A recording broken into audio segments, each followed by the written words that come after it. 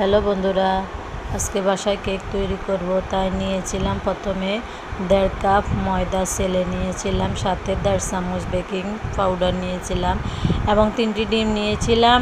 ডিম 3টির কুসুম আলাদা করে রেখে ডিম এবং 1.5 কাপ চিনি ফোম করে নিলাম। এখন শুকনো উপকরণগুলোর মধ্যে ঢেলে দিলাম 1 কাপ হালকা কুসুম গরম দুধ এবং 1 কাপ সয়াবিন তেল। কেউ চাইলে বাটার অ্যাড করতে পারেন। দিয়ে দিলাম একটুখানি ভ্যানিলা এসেন্স।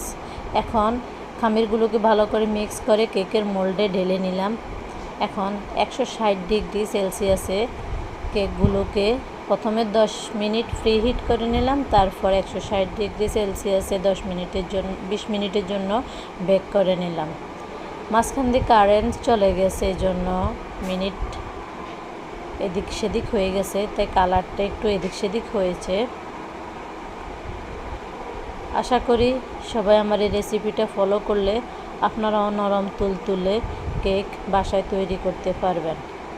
আমার কেকের এই ফিডের কালারটা একটু কম আসছে, তাই আবার 3 থেকে 4 মিনিট বেক করে নিয়েছি।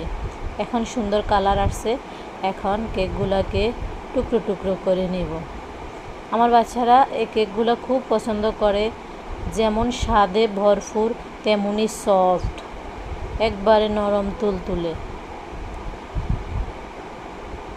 যারা আমার রেসিপিটা ফলো করছেন প্লিজ সাবস্ক্রাইব করে দিবেন, লাইক কমেন্ট শেয়ার করে দিবেন প্লিজ।